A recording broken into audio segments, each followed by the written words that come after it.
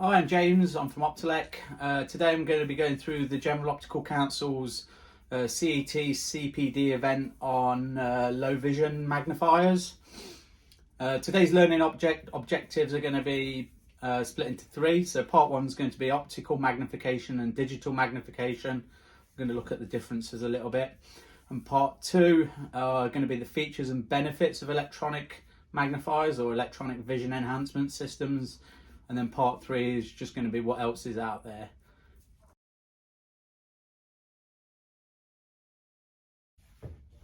Okay, we're going to start this session off with a good old-fashioned optical magnifier. Optical magnifiers come in a few different variances, but primarily they all do the same job. How do they work? Really simply. Basically, there's a piece of glass here. Changes in technology mean they're no longer glass, but they're premium grade plastic. And basically, as magnifiers get stronger, they get smaller. And the reason for that, the thicker the plastic, the stronger that magnifier is. But in our particular range, it tells me a little number inside here that's measured in diopters. So that's a 6 diopter, and this one's a 56 diopter. As a range, we do a range of about 17 different powers. The maximum strength of an optical magnifier, though, is generally 56 diopters, which is 14 times magnification. And basically, yeah, there's a big variance, 15 different other magnifiers that sit in between these two. So I've got the weakest one and the strongest one. They get smaller as they get stronger, as I said, principally because the thicker the plastic or the glass, the stronger that magnifier is. So they have to get the glass smaller to create the thickness that gives it its power. Some magnifiers are measured in times magnification and some are measured in diopters. We use diopters generally because they're more accurate, but if you want to get a good idea of the magnification, the conversion between diopters and magnification is quite simple. You just divide diopters by 4 and that equals the times magnification. So 6 diopter magnifier, divide it by 4, that tells me that that's a 1.5 times magnifier. So pretty straightforward to work out. Other things about optical magnifiers, there's predominantly 2 different types. So we've got a hand magnifier and we've got stand magnifiers. The difference between them is obviously this has quite a big base here and this one doesn't. So the stand magnifier, the advantages of it is basically the base here between here and the lens makes it the perfect focus for that magnifier. So I haven't got to try and get the distance right between the subject to get the focus correct. And also the advantage of this particular one is when it's illuminated, the light shines up inside here and all the light is directed onto the subject, so you get really, really good contrast. The disadvantage of it is it's quite bulky, and you've also sometimes moving it, particularly if you've got quite a thick book with a bind, you can get caught in the bind a little bit.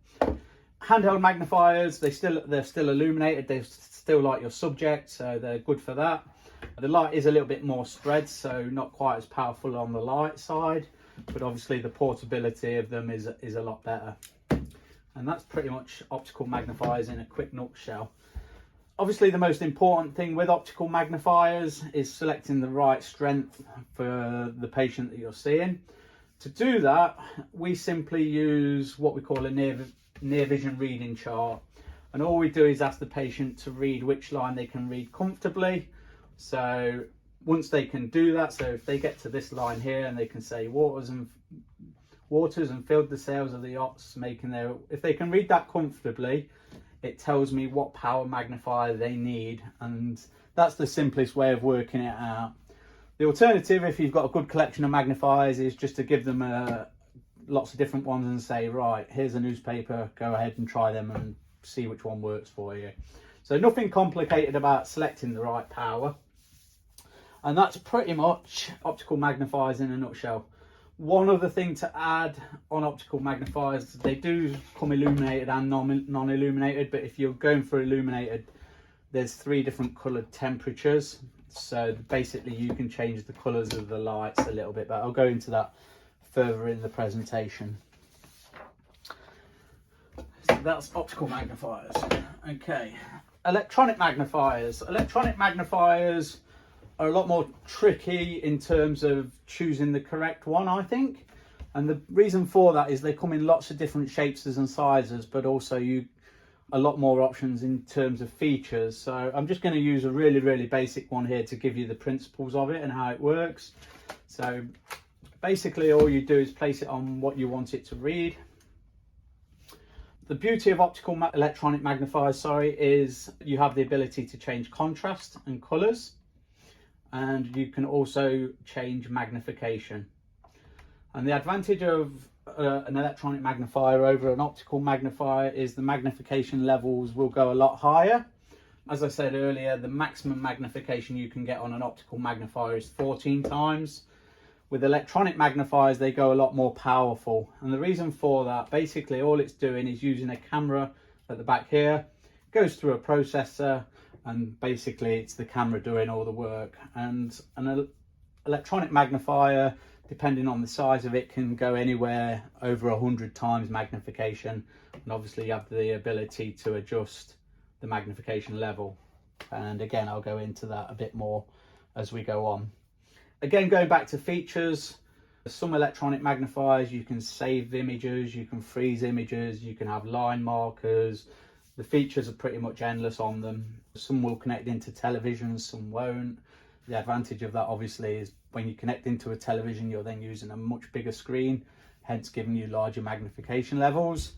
But this particular one, it's quite a simple one. It's designed for portability and it's pretty easy to go. So basically, camera at the back goes through the processor, and that's how an electronic magnifier works. The only other thing to add on electronic magnifiers is basically they use two different types of zoom, especially newer ones. So you've got optical zoom and you've got digital zoom. Basically optical zoom finds the subject and then brings it closer as you magnify, but with digital zoom your camera uses part of the image and later brings it to the correct size. And what you can find with digital zoom is the image can become pixelated, and that's because the camera's doing a lot more work.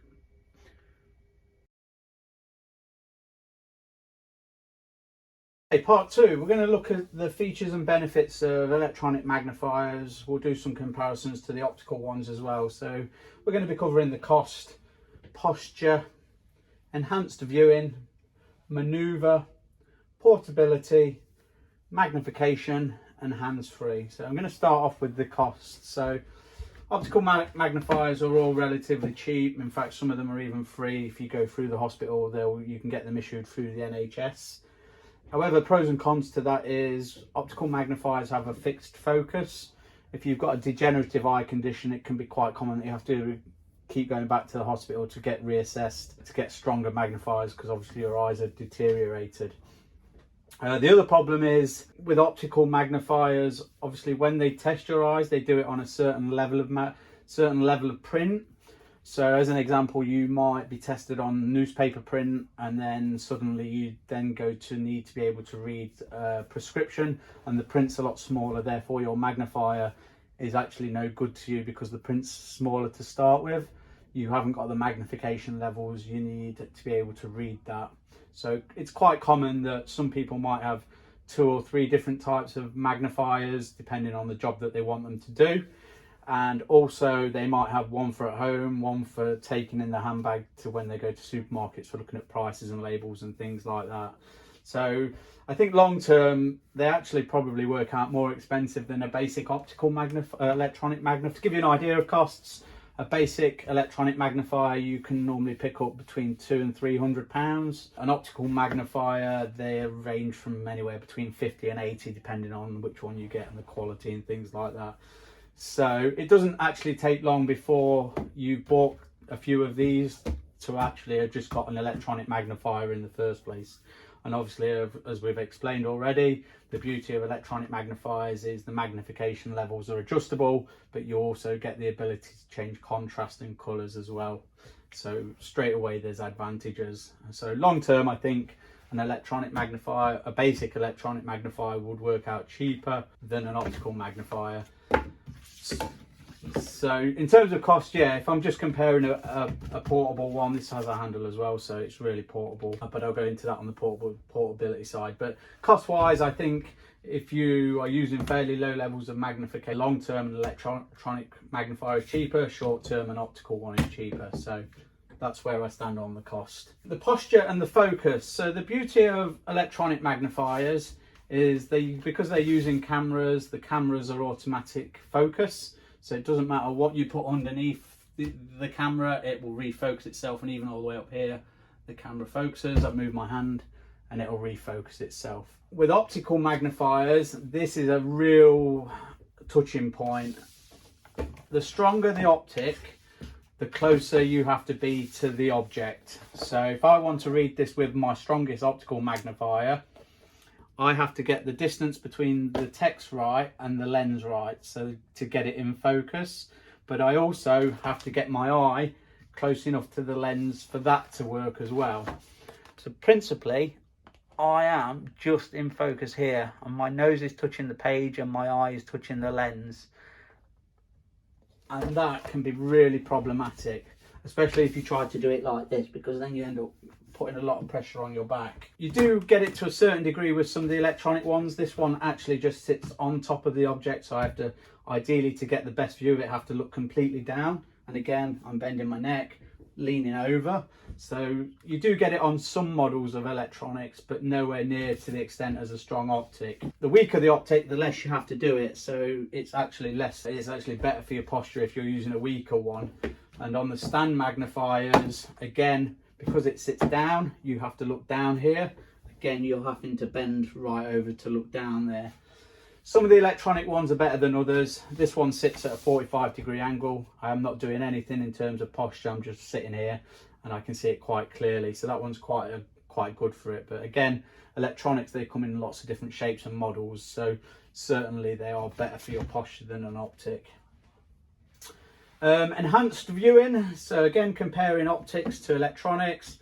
The only things I can do with an optic is turn the lights on and off, and it has two settings. So it's like full power light, and I think it's 75% power light, and that's the only adjustment I've got. With our particular range of optical magnifiers, we do them with different light coloured temperatures on the LEDs here, and you get a choice of 2700, which is like a candlescent colour, and then 4500, which is natural daylight colour, and then we do it at 6500 lumens, which is like a brighter blue light. And again, it's personal preference to the individual. You can't say that one person needs that because they've got a particular eye condition. It's just a case of trial and error based. With the electronic magnifiers, I have a lot more options. So I can change contrast or colours to pretty much whatever colour I want. It comes with preset colours, which is black and white, white and black, yellow on blue and yellow on black. I can pretty much change it to whatever I want by going into a menu.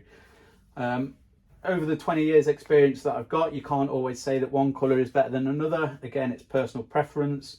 And I've had some eye conditions that really surprised me where somebody's actually asked me for red on black. So again, it's good to go through that with the particular patient because it is specific to them rather than a generic thing. Something else I can do with the electronic magnifiers is if this is too bright or too glary, I can actually reduce the brightness of this as well so that the yellow isn't popping out as much. So again, you get more control over an electronic magnifier than you do an optical magnifier. Maneuverability. So with optical magnifiers, basically what you have to do is put it on your subject with a stand magnifier, you place it over and you look down and you just move it along as you read. Exactly the same with some of the electronic magnifiers. So this one I can just move along, or I can actually use it with a handle and move that along. Sometimes with optical magnifiers, it's actually easier to move the page rather than the magnifier. And there's advantages to that as well. And this particular model, exactly the same, get it to a size I like, get it on a colour I like, and I just move it over as I read. In terms of the optical ones, exactly the same. So the hand mag, I just move it along, or I can move the page along. However, on some of the electronic magnifiers, they've got actually things built into them to make them a lot easier. So this particular model, it's on like a big rolling pin here, and I can basically move a line just by moving the screen across. It's like a rolling pin as well, so I can move it across really, really easily. Advantages of that, particularly if you're comparing it to an optic, is if you've got a dexterity problem or shakes, you don't get that through this as much as you do an optic. And on some of the bigger desktop machines, we have this platform here which is called an XY table, and I can control where I am on that page with one finger just by moving up and down, left and right. So the maneuverability on electronic magnifiers, I would say, is simpler. Moving on to portability. This is quite a tricky subject to talk about because it really depends on what size optic you're using and what type of optic you're using for me to do the comparison against. So generally I say if you're using a strong magnifier, that is obviously more portable than a really basic electronic magnifier. However, there's not a huge amount in it. They're about the same thickness and probably half as wide. If you're comparing it to a weaker one, this is certainly heavier than this, but again it depends on what magnification level you're using on your optic for the comparison's sake. Electronic magnifiers will go a lot bigger, so I've got a desktop one here. As you can see, that's a 24-inch screen. It's more like a TV, but again, because the screen's bigger, magnification on levels on that go a lot higher, and we go up to anywhere near 100 times magnification. Certainly stand magnifiers are a lot less portable than electronic magnifiers, but again, the comparison's difficult because it depends on that person's eyes and which magnifier you want to compare. Hands-free magnification. So electronic magnifiers, some of them are good for hands-free, some of them aren't so good. I'll start off with the optics though. So a stand magnifier is absolutely useless for doing anything practically with, and the reason for that is obviously that this is enclosed, so I can't even get a pen in there to write or do anything with, certainly not hands-free. The hand magnifiers I can use, and I can get a pen underneath here so I can hold it in one hand and write with the other. More difficult with the stronger ones because you won't actually be able to get down close enough to the pen, so you can do it to a certain degree with that optic. We do have these hybrid stands as well, and these are specific to each power of magnifier that we do. This does make it hands-free, so if I want to do something underneath here, I can do. And the other thing I can do with this as well is just pop it up at an angle. That means I can get behind here and do things hands-free. Quite handy for things like trimming your nails and, I don't know, wiring a knitting needle or something like that. But yeah, that is quite useful. That said, the electronic ones, particularly desktop ones, some of the handheld ones I can do exactly the same with. I can hold it with a handle and then write underneath. But the desktop ones, the cameras are a lot higher. Therefore, it doesn't matter what I do underneath here. Yeah, I've got nothing interfering with my hands at all. And another important factor is it doesn't matter on the height of the object. The camera will automatically focus, so I can work anywhere there. So electronic magnifiers, particularly this type, are a lot better for hands-free magnification. And principally that's section 2 done.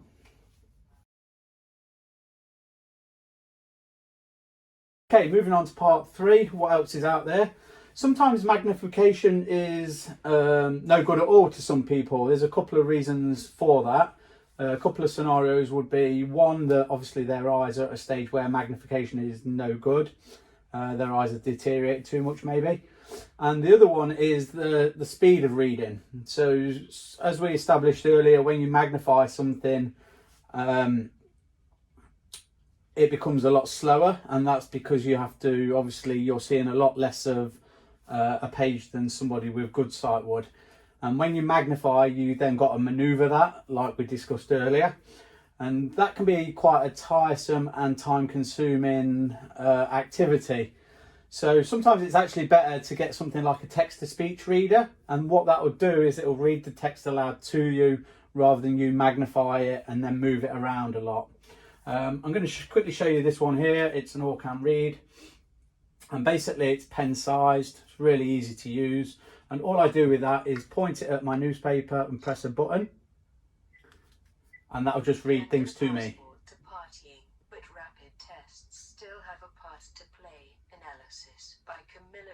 Associate Editor and Bill Gardner, or the net billion has been spent on rapid coronavirus testing, hailed by Boris Johnson as Britain's moonshot at stopping COVID-19 in its tracks, cheap, readily available and producing results in as little as 20 minutes.